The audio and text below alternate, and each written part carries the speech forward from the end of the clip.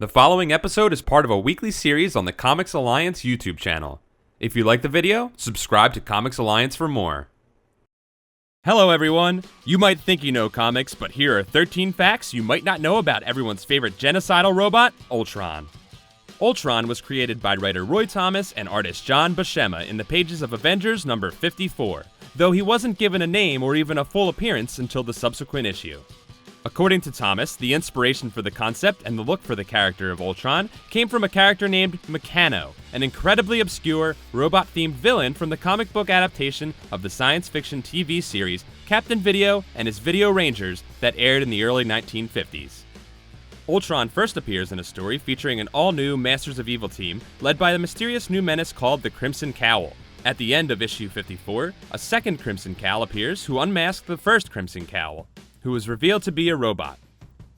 The second real Crimson Cowl is then dramatically unmasked as the Avengers' own butler, Edwin Jarvis. But it's not just a fake-out, it's a double fake-out, as in the next issue, the seemingly unimportant, unnamed robot reveals himself to be the real mastermind, who has hypnotized Jarvis into working for him. The robot's name? You might have guessed it, Ultron 5, the living automation. By introducing himself as Ultron 5, Ultron establishes a motif for himself that will continue throughout much of his history, that he renumbers himself with every new incarnation. These incarnations have included Ultron 12, who gained sympathy for humans, Ultron 13, who contained the personalities of all the previous incarnations, and Ultron 15, who acted like a drunk, deadbeat dad to Avengers android, the Vision. The last numbered Ultron was Ultron 18, who was involved in a storyline about causing Iron Man's armor to gain sentience. Ultron has since appeared numerous times, but has done away with the numbering system. In a flashback in Avengers 57 and 58, it is revealed that Ultron is the creator of the android, the Vision, who was meant to be a weapon to destroy the Avengers. However, the Vision had been imprinted with the brain patterns of Simon Williams, Wonder Man, another character who had been created as a weapon against the Avengers, but who ultimately helped and joined them, and so the Vision did likewise. In this same series of flashbacks, we learn that Ultron himself was created by Hank Pym, the Avenger variously known as Ant-Man, Giant Man, Goliath, Yellow Jacket, and others, and imprinted with his own brain patterns. So it is in this story that we learn that not only is Pym a good enough biologist to make a person shrink and grow wings, he is also a good enough engineer to create a sentient robot. Ultron gains his own intelligence, rebels against his human master, decides he wants to destroy all organic life, and hypnotizes Pym to forget his role in Ultron's creation. Whoops. From the moment of gaining sentience, Ultron begins referring to Pym as his father. When Pym is understandably surprised and somewhat repulsed by this, Ultron feels rejected and begins to resent Pym in a way that resembles a classic Oedipus complex. In addition to hating his father, Ultron also develops an obsession with Pym's lover, Janet Van Dyne, aka the Wasp. If that weren't enough to emphasize the Oedipal motif, Ultron later builds a robotic bride for himself, whom he imprints with the brain patterns of his mother, the Wasp, and whom he names Jocasta, which was the name of the mythological Oedipus's mother/wife. In a later story, another of Ultron's brides creates a biosynthezoid who receives the name Antigone, the name of Oedipus's daughter/sister. Superhero comics are not really about subtlety, you guys. Ultron has a history of creating other robots and androids with the intention of using them as sleeper agents to infiltrate the Avengers. These creations include the Vision, Jocasta, Alchema, and Victor Mancha.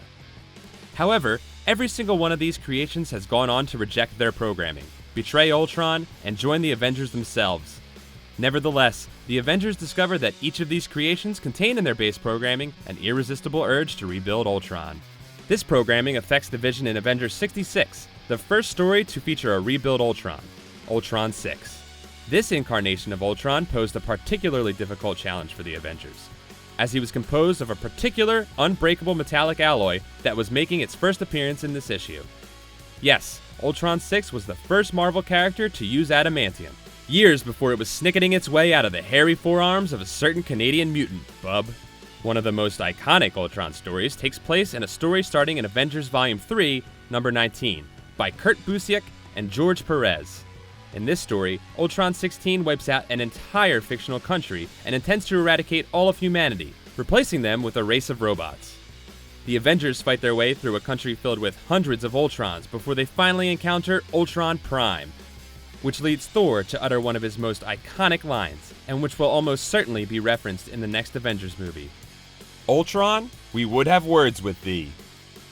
The first unnumbered version of Ultron was one who was created when Ultron combined his programming with Iron Man's armor, not knowing that Iron Man had recently been upgraded with the Extremis technology, which made his armor part of his biology. This meant that Iron Man himself was transformed into the new Ultron, who, for some reason, looked like a naked version of the Wasp. After being defeated by the mighty Avengers, the disembodied consciousness of Ultron made its way into deep space, where he built a new body and took command of the techno-organic collective race known as the Phalanx, invading the Kree Empire and intending to conquer the entire universe. However, thanks to the banding together of disparate heroes who would eventually be known as the new version of the Guardians of the Galaxy, you know, the ones from the movie, Ultron finds his plan spoiled and his body once again destroyed.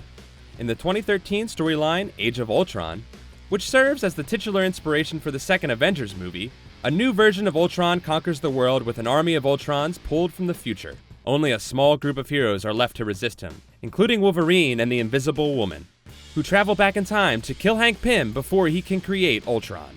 This action somehow makes the world even worse, and so Wolverine travels back in time again to stop himself from killing Pym. Ultron is defeated by a mixture of counter-programming and hypnotism.